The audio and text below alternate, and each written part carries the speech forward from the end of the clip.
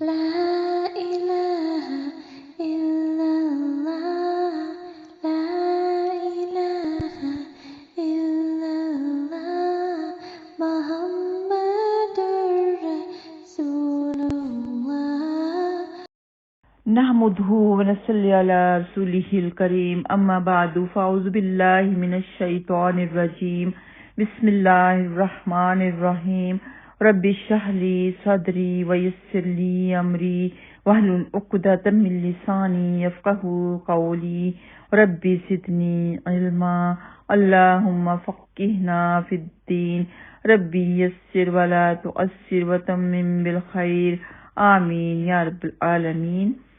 السلام علیکم ورحمۃ اللہ وبرکاتہ۔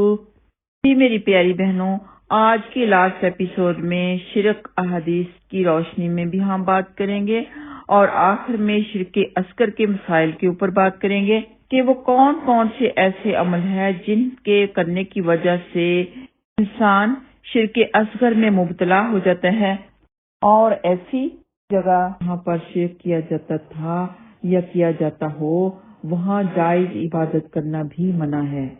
اس کے بارے میں حدیث ہے کہ حضرت ثابت بن ضحاک رضی اللہ تعالیٰ عنہ سے روایت ہے کہ ایک شخص نے رسول اللہ صلی اللہ علیہ وسلم کے زمانے میں بوانا نامی جگہ پر اونٹ ذبح کرنے کی نذر مانی۔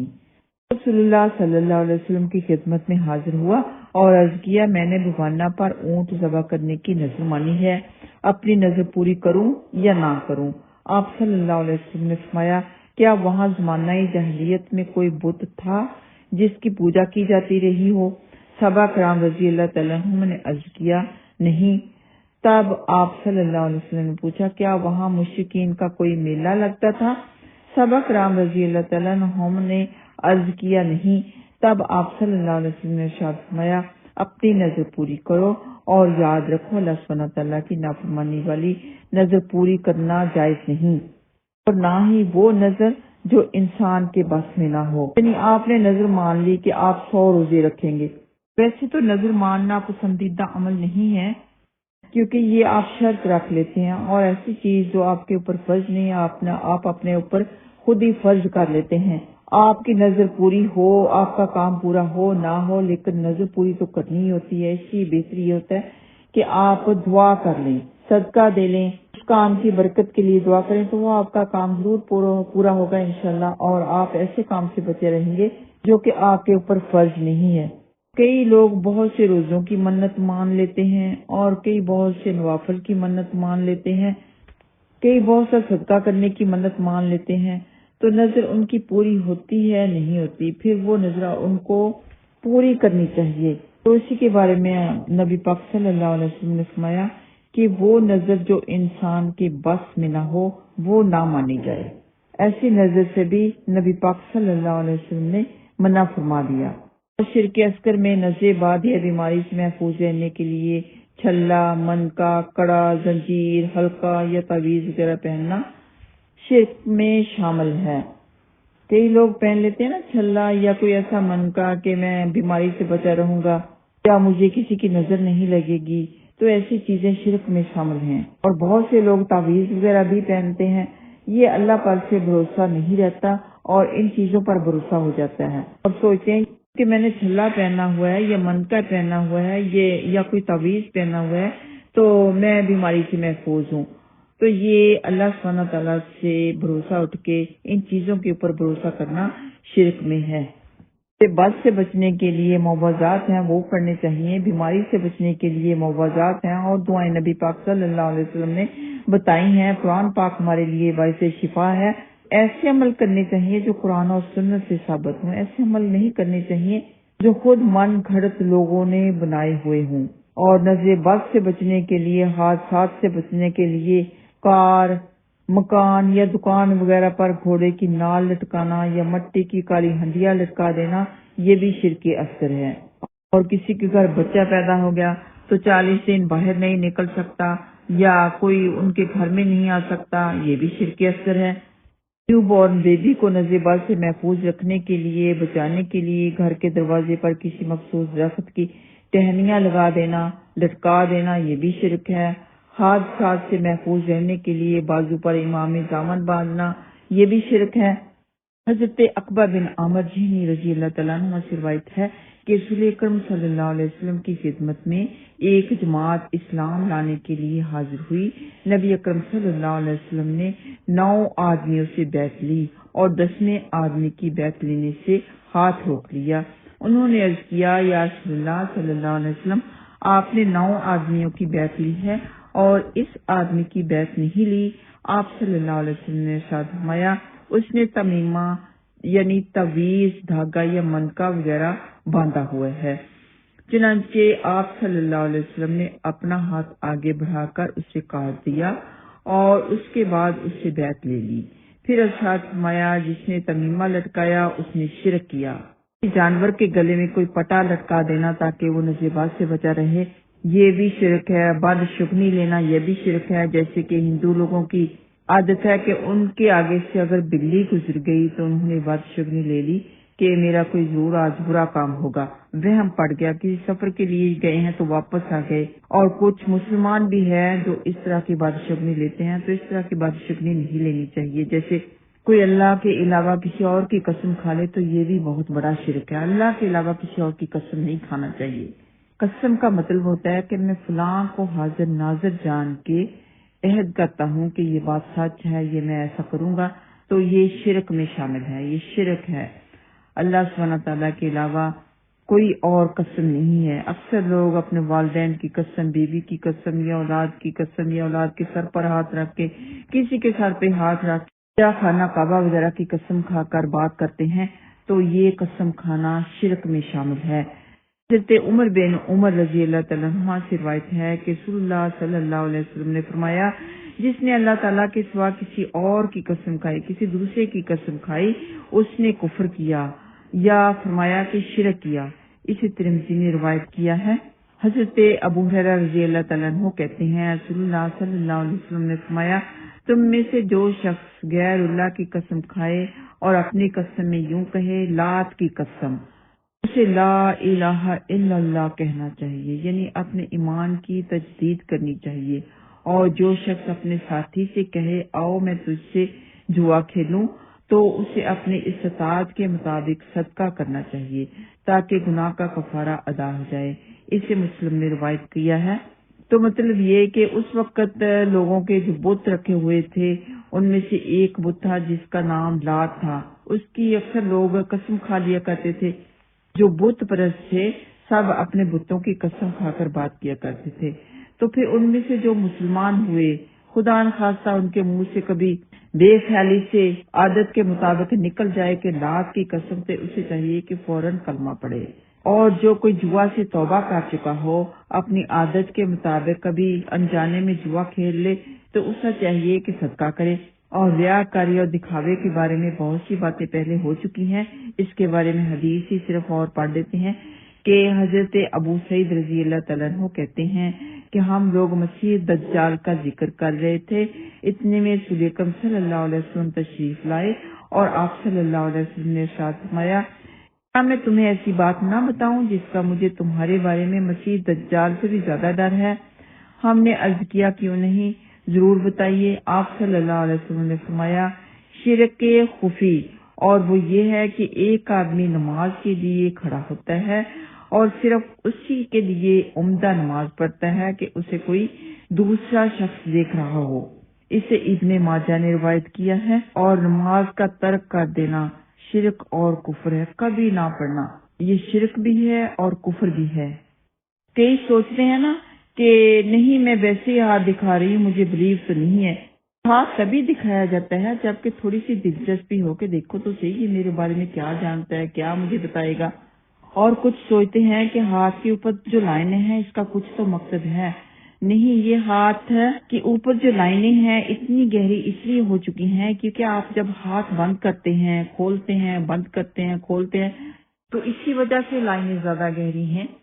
آپ دیکھتے نہیں کہ جب انسان کی زیادہ عمر ہو جاتی ہے، کوئی بوڑھا ہو جاتا ہے تو اس کی لائنیں زیادہ گہری ہو جاتی ہیں۔ تو غور کریں کہ پورے کے پورے جسم پر آپ کے لائنیں ہیں، وہ ہلکی ہیں، لیکن جو ہاتھ کی لائنیں ہیں یہ گہری ہیں۔ گہری اس لیے ہو گئی کیونکہ آپ بند کرتے ہیں کھولتے ہیں بار بار. یہ انگلی کو پر دیکھ لیں, یہ انگلیوں کو پر بھی ایسے ہی زیادہ گہری ہیں کیونکہ ہم بار بار بند کرتے ہیں کھولتے ہیں بند کرتے ہیں کھولتے ہیں, تو یہ لائنیں گہری بن جاتی ہیں اور لوگ سمجھتے ہیں کہ اس کے پیچھے نہیں کوئی خاص مقصد ہے. کوئی اس طرح کا خاص مقصد ہوتا تو ضرور ہمیں اس کے بارے میں کوئی حدیث ملتی, ضرور نبی پاک صلی اللہ علیہ وسلم اس کے بارے میں بھی ہمیں بتاتے. جیسے سب کچھ بتا دیا تو یہ بھی ضرور بتاتے.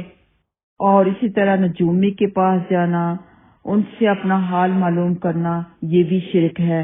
ستاروں کی تاثیر پر یقین کرنا, یہ بھی شرک ہے. اور حضرت صفیہ رضی اللہ تعالیٰ عنہا نبی اکرم صلی اللہ علیہ وسلم کی جو زوجہ محترمہ تھیں, روایت کرتی ہیں کہ آپ صلی اللہ علیہ وسلم نے فرمایا جو شخص نجومی کے پاس جائے اور اس سے مستقبل کے بارے میں یعنی فیوچر کے بارے میں کوئی بات دریافت کرے تو اس کی 40 دن کی نماز قبول نہیں ہوتی.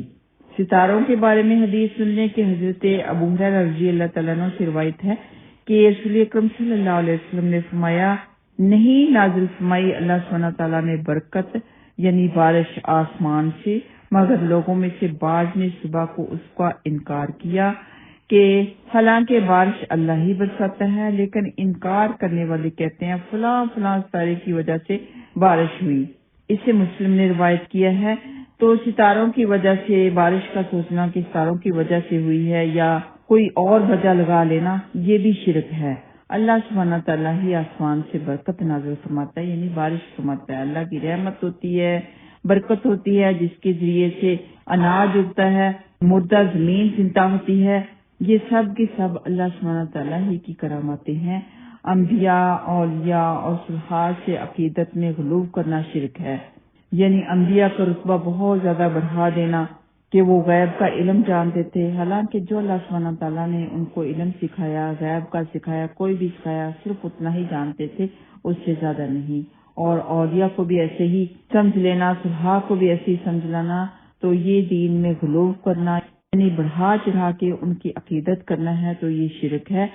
اور اس کے بارے میں حضرت عمر رضی اللہ تعالیٰ عنہ کہتے ہیں کہ میں نے رسول اللہ صلی اللہ علیہ وسلم کو فرماتے ہوئے سنا ہے کہ میری تعریف میں اس طرح مبالغہ نہ کرو جس طرح عیسائیوں نے حضرت عیسیٰ علیہ السلام کے بارے میں مبالغہ کیا. بے شک میں ایک بندہ ہوں, لہٰذا مجھے اللہ سبحانہ تعالیٰ کا بندہ اور اس کا رسول ہی کہو. اسے بخاری نے روایت کیا ہے. تو یہ ہماری آخری قسط تھی توحید کے مسائل کے اوپر. اللہ سبحانہ تعالیٰ ہم سے قبول فرما لے. جو میں نے آپ لوگوں کو بتایا وہ بھی قبول فرمائے, آپ لوگوں نے جو سنا وہ بھی قبول فرمائے. اللہ سبحانہ تعالیٰ کا بے حد شکر ہے کہ اللہ سبحانہ تعالیٰ نے ہمیں دین کی خدمت کے لیے, دین سننے کے لیے چنا اور عمل کرنے کی بھی اللہ سبحانہ تعالیٰ توفیق عطا فرمائے. اور آپ لوگوں کی بھی بہت زیادہ خوش قسمتی ہے, میری بھی خوش قسمتی ہے کہ اللہ سبحانہ تعالیٰ نے دین کی وجہ سے ہمیں ایک دوسرے کے ساتھ جوڑا اور اللہ سبحانہ تعالیٰ نے ہمیں دین کے لیے خاص کیا. آپ کو چاہیے کہ جو آپ نے سنا وہ دوسرے لوگوں تک بھی پہنچائے. جو کوئی شرک سے بچے گا آپ کے لیے صدقہ جاریہ بنے گا, میرے لیے بھی بنے گا. نبی پاک صلی اللہ علیہ وسلم نے امت کو جس بات کا حکم دیا ہے یا جسے خود کیا ہے یا جسے کرنے کی اجازت دی ہے اسے صرف اور صرف اسی طرح کیجیے, اور جس بات سے نبی پاک صلی اللہ علیہ وسلم نے روکا ہے اس سے رک جائیے. کسی بھی عمل کی من گھڑت فضیلت نہ سنیے اور نہ کسی کو بتائیے. صرف اور صرف جو فضیلت ہمیں بتائی گئی ہے قرآن و حدیث سے ثابت ہے وہی بتانی چاہیے. یہ ضرور یاد رکھیں کہ اتھینٹک حدیث کے حوالے سے ہی کسی کو بات بتائیں. اور سورۃ الحشر کی آیت نمبر 7 ضرور یاد رکھیں کہ اللہ سبحانہ تعالیٰ نے جو فرمایا ہے وَمَا أَتَاكُمُ الرَّسُولُ فَخُذُوهُ وَمَا نَهَاكُمْ عَنْهُ فَانْتَهُوا کہ جو کچھ رسول صلی اللہ علیہ وسلم تمہیں دیں وہ لے لو اور جس چیز سے منع کریں اس سے رک جاؤ. رسول اکرم صلی اللہ علیہ وسلم نے دین کے معاملے میں جو کام ساری حیات طیبہ میں نہیں کیا وہ کام اپنی مرضی سے کر کے اللہ کے رسول سے آگے بڑھنے کی جسارت نہ کیجیے, کیونکہ اللہ سبحانہ تعالیٰ کا ارشاد مبارک ہے سورۃ الحجرات آیت نمبر 1 میں یا ایھا الذین آمنوا لا تقدموا بین یدی اللہ ورسولہ, اے لوگو جو ایمان لائے ہو اللہ اور اس کے رسول سے آگے نہ بڑھو.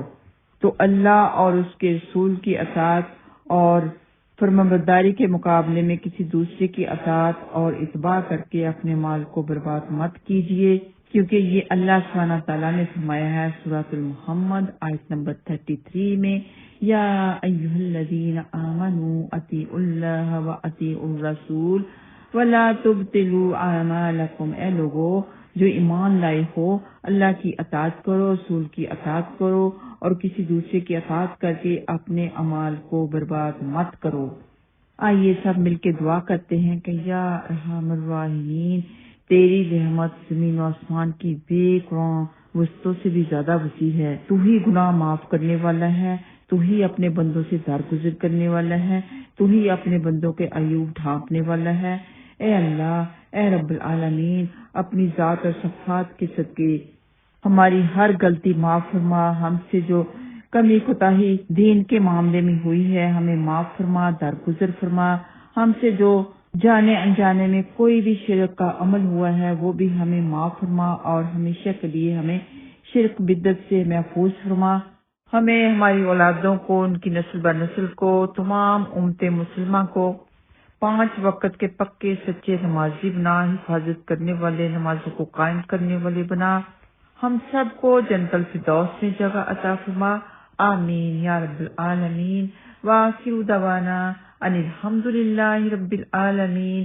سبحانک اللہم وبحمدک ونشہد ان لا الہ الا انت ونستغفرک ونتوب الیک۔ السلام علیکم ورحمۃ اللہ وبرکاتہ۔